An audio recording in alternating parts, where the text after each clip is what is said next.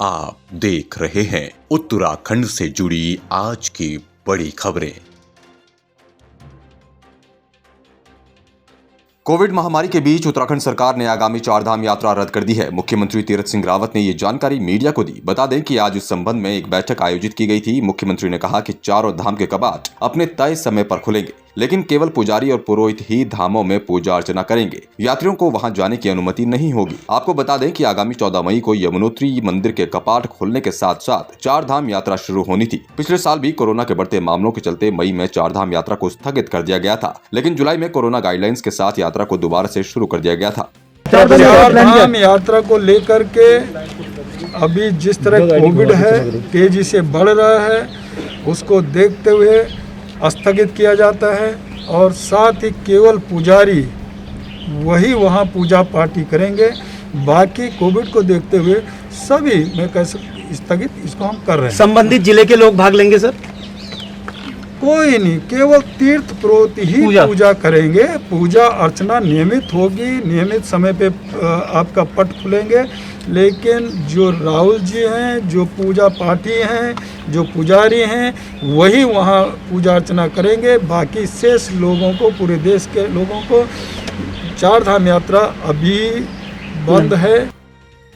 उत्तराखंड के मुख्यमंत्री तीरथ सिंह रावत ने आज गढ़ीकैंट स्थित कैंप कार्यालय से 108 सेवा के 132 वाहनों को जनपद के लिए रवाना किया। प्रदेश सरकार ने यूडीआरपीएफ के माध्यम से 132 एम्बुलेंस को स्वास्थ्य महानिदेशालय को फरवरी एवं मार्च माह में उपलब्ध कराया गया था। सरकार की ओर से इन 132 नई एम्बुलेंस को 108 के बेड़े में शामिल कर कुंभ मेला 2021 में संचालित किया जा रहा था। अब इन एम्बुलेंस को जिलों में भेजने से लोगों को कुछ राहत मिल सकती है।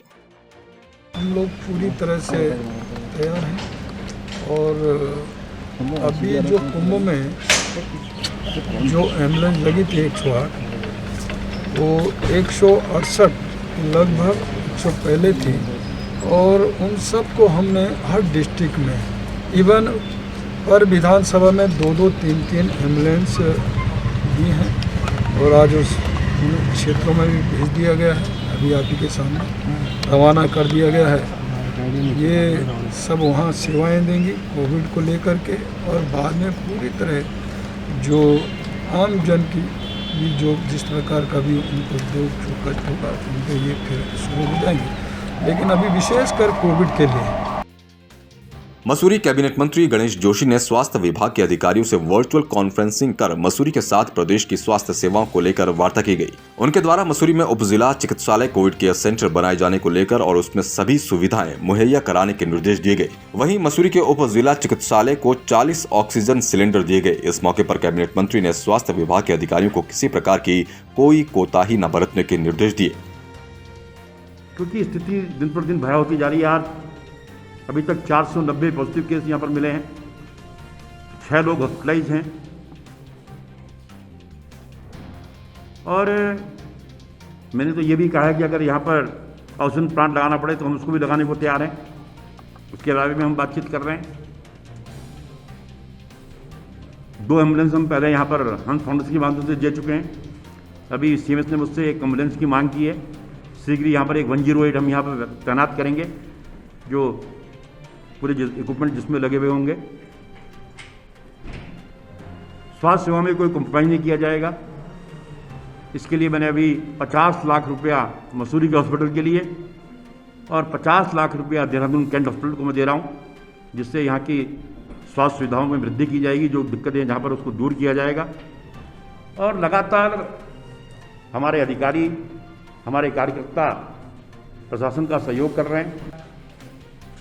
तो मसूरी में स्वास्थ्य के क्षेत्र में पूरे व्यवस्थित तरीके से हम लोगों की मदद कर रहे हैं और मैंने कहा कि स्वास्थ्य सेवाएं प्रदान करना हमारी प्राथमिकता है और मैंने कहा किसी की जान की कीमत से ज़्यादा कोई चीज़ नहीं हो सकती, इसीलिए आज हमने यहाँ पर भी कर्फ्यू लगा दिया है।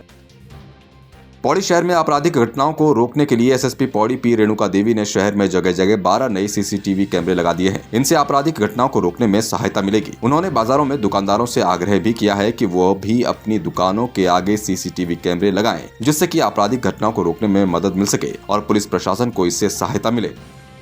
पौड़ी जनपद में आपराधिक कोई भी अपराध होते हैं उसको वर्कआउट करने के लिए, अपराध को रोकने के लिए हमने सीसीटीवी को ज़्यादा संख्या बढ़ाने के लिए हमने सबको निर्देशित किया है। और कहाँ पर सीसीटीवी खराब हैं और कुछ मीटिंग्स करके पब्लिक को भी हम उनको मोटिवेट कर रहे हैं, आप लोग ज़्यादा सीसीटीवी कैमराज अपना उसमें लगाइए। और इसी उसमें हमने अभी पौड़ी में पहले भी लगा था कैमराज, यहाँ पर 10 कैमराज था, वो बहुत ख़राब था, अभी सालों भर वो काम नहीं कर रहा था, उसको हमने सही किया, अभी नया कैमराज लगा दिया वहाँ पर। तो अभी हमने पौड़ी में 12 कैमराज लगाया था, इससे हमको बहुत अच्छा एक क्राइम कंट्रोल में, बाकी यहाँ पर सुपरविजन में एक अच्छा मदद हमको मिल रहा है। तो ये पुलिस प्रशासन का आभार व्यक्त किया मैं करता हूँ पूरे शहर की तरफ से कि उन्होंने बहुत ही बेहतरीन एक निर्णय लिया है। शहर में 12 सीसीटीवी जो उन्होंने लगाए हैं, पूर्व में भी कई बार आग्रह किया गया था लेकिन तत्कालीन परिस्थितियों में सीसीटीवी कैमरे लगे नहीं, लेकिन वर्तमान में पी रेणुका देवी जो कि हमारी एसएसपी हैं, इनके द्वारा सीसीटीवी के अलावा भी शहर में काफ़ी सराहनीय कार्य किए जा रहे हैं, तो इसके लिए वो पूरे तौर से प्रशंसा की हकदार हैं। साथ ही साथ मैं यहाँ पर नगर के जितने भी व्यापारी हैं उनसे भी अनुरोध करूँगा कि वो लोग भी अपने जो दुकानें हैं उनमें ज़रूर सीसीटीवी लगाएं। इससे आपराधिक घटनाओं को रोकने में काफ़ी मदद मिलती है, पुलिस को भी मदद मिलती है, आम नागरिकों को भी मदद मिलती है। कांग्रेस प्रदेश सचिव और सामाजिक कार्यकर्ता कविंद्र इष्टवाल ने चौबट्टाखाल विधानसभा के विभिन्न क्षेत्रों में लोगों को मास्क वितरित किए। उन्होंने लोगों से अपील करते हुए कहा कि कोरोना की दूसरी लहर का प्रभाव ज्यादा प्रभावी है, इससे लोगों को बचना चाहिए। लोगों को इस कोरोना में संयम बरतना होगा और सावधानी रखनी होगी, जिससे कोरोना को हराया जा सकता है। साथ ही उन्होंने सरकार से अपील की है कि सरकार ने पंचायत स्तर पर वैक्सीन लगाने की कार्रवाई करे और व्यवस्था बनाए। यहाँ की जो हॉस्पिटल की जो व्यवस्थाएं हैं, आखिर कर्मचारी या डॉक्टर भी क्या करेंगे, उनको सुविधाएं नहीं दी जा रही। पार्टी सैंड के हॉस्पिटल को पोखड़ा की जिम्मेदारी दे रखी है आपने, पूरे एकेश्वर विकास खंड की जिम्मेदारी दे रखी है आपने, पूरे सतपुली की जिम्मेदारी दे रखी है। आज जब हम वहाँ गए तो वहाँ पे वैक्सीन नहीं थी, वैक्सीन खत्म हो चुकी है।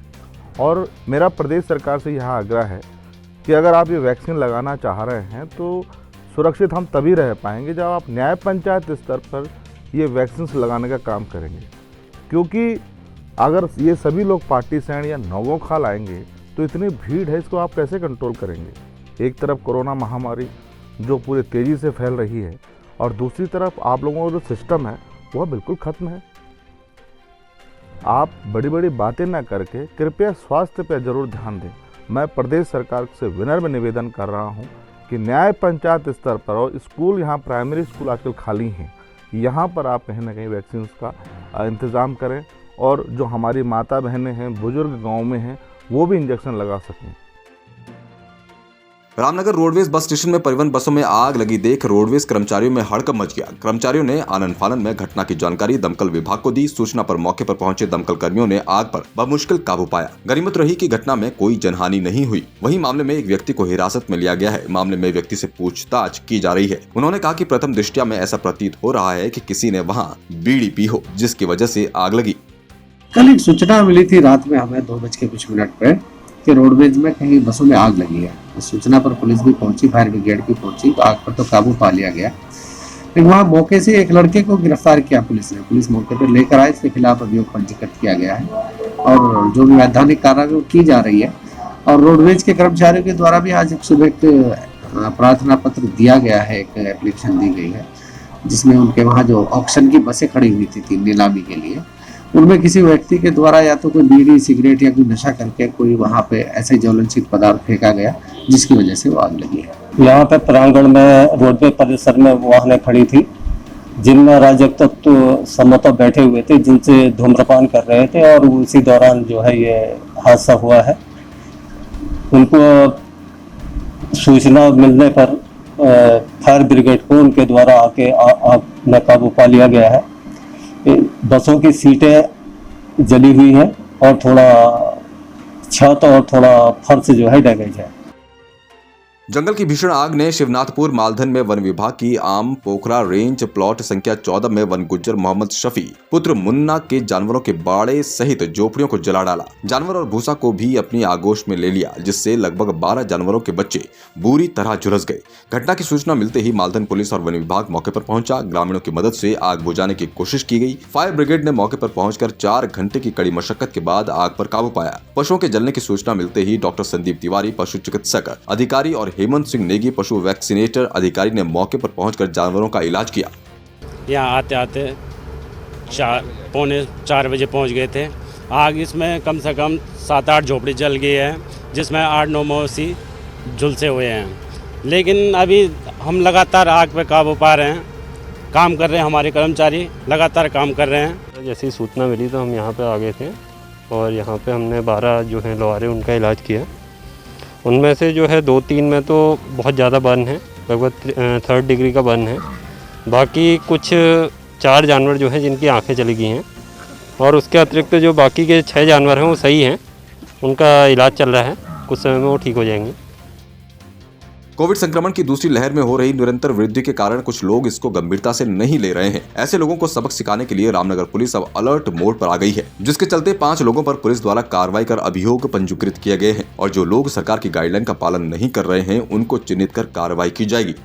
दरअसल जब से ये हमारे रामनगर क्षेत्र में जो कहा जा सकता है कि एक तरह से कर्फ्यू, 12 बजे के बाद एक कर्फ्यू और कुछ शर्तों को छोड़कर कुछ ही दुकानें खुल सकती है, जो शासन आदेश लागू हुआ है, ऐसे व्यक्तियों के खिलाफ हम लोग लगातार कार्रवाई कर रहे हैं। जिसमें हमने 2 दिन पहले एक अभियोग पंजीकृत कराया, जो एक व्यक्ति के द्वारा बिना परमिशन की दुकान खोले हुए था, वहां पर भीड़ लगी थी। एक अभियोग हमने कल पंजीकृत कराया महामारी और पैंडेमिक एक्ट के तहत, जो कोविड की गाइडलाइन से उनके उल्लंघन कर रहा था, उसके खिलाफ हमने अभियोग पंजीकृत कराया। एक अभियोग आज पंजीकृत कराया है। जो व्यक्ति अपनी दुकान नहीं खोल सकता था, वो एसेंशियल कमोडिटी की श्रेणी में नहीं आते थे, लेकिन उसके द्वारा दुकान खोली गई, हम लोगों ने जाके उसको बंद करा और अभियोग पंजीकृत कराया जा रहा है।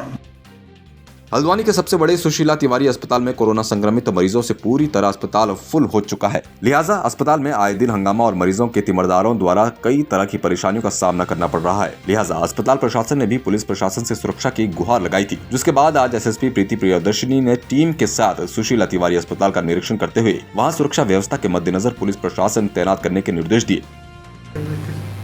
देखिए, सुशीला तिवारी हॉस्पिटल जो है हमारा प्राइम हॉस्पिटल है यहाँ पे, और उसमें जाहिर सी बात है काफ़ी ज़्यादा पेशेंट्स उसमें आ रहे हैं और काफ़ी ज़्यादा संख्या में उनके तीमारदार भी आ रहे हैं।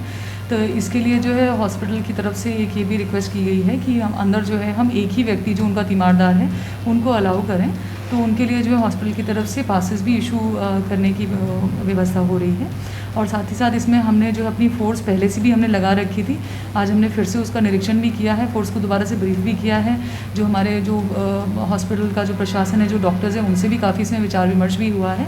साथ ही साथ हम इसमें फ़ोर्स और बढ़ा भी रहे हैं और हम चाहते हैं कि डॉक्टर्स को अपने काम करने में कोई दिक्कत ना उत्पन्न होने पाए। साथ ही साथ तीमारदारों को भी जो है वो अपने बीमारों को अच्छी तरीके से वहाँ देखभाल करके और स्वस्थ होकर के वहाँ से लेके जा सकें। जिस प्रकार प्रदेश में कोरोना से हुई मौतों का ग्राफ दिन प्रतिदिन बढ़ता जा रहा है, उसे देखते हुए डोईवाला में भी प्रशासन ने सख्त रुख अख्तियार कर लिया है। आज सुबह से ही दुकानदारों और व्यापारियों को प्रशासन द्वारा दुकानें बंद रखने के सख्त आदेश दिए गए, जिस वजह से आवश्यक सेवाओं को छोड़कर पूरा बाजार बंद नजर आ रहा है और 2 बजे के बाद कर्फ्यू के आदेश जारी किए गए हैं। इसी बीच फल और सब्जी विक्रेताओं के खिलाफ ओवर रेटिंग का मामला भी सामने आया, जिस पर सख्त कार्रवाई करते हुए तहसील प्रशासन और खाद्य आपूर्ति विभाग द्वारा जॉइंट ऑपरेशन चलाया गया और फल और सब्जी के दुकानदारों पर चालानी कार्रवाई की गई और सभी दुकानों पर रेट लिस्ट लगाने के सख्त आदेश दिए गए। वहीं प्रशासन के बंद के आह्वान को लेकर डोईवाला व्यापार संघ ने बंद का समर्थन करते हुए सरकार का आभार जताया। बताना चाहता हूँ कि जैसे कि कोरोना काल पे कई बार शिकायतें प्राप्त हो रहे थे कि कुछ जो वेजिटेबल वेंडर्स हैं और हमारे परचून के स्टॉकिस्ट, परचून के दुकान रिटेलर्स हैं और केमिस्ट शॉप जो है जो पर आवश्यक सेवाओं में है, तो ये शिकायतें प्राप्त हो रही थी कि वहाँ पे जो ओवर प्राइसिंग हो रही है, ओवर रेटिंग हो रही है। इस संबंध में मिले शिकायतों के संज्ञान में लेते हुए आज कार्रवाई करी गई है। कार्रवाई में हमने देखा कि जहाँ पे जो सब्जी वाले थे उनको ये इंस्ट्रक्शन दिए गए कि आप अपनी दुकानों पर प्रॉपर रेट लिस्ट चस्पा करें। जहाँ रेट लिस्ट नहीं मिले उनके बाट में आप तराजू में अगर कोई खमें प्राप्त हुई तो उन पर कार्रवाई करी गई है। 11 हम लोगों ने चालान किए गए हैं, आगे भी कार्य निरंतर जारी रहेगी। हिमालय दर्पण उत्तराखंड पर आप देख रहे थे उत्तराखंड की बड़ी खबरें। बाकी अपडेट के लिए बने रहें हमारे संग और देखते रहें हिमालय दर्पण उत्तराखंड।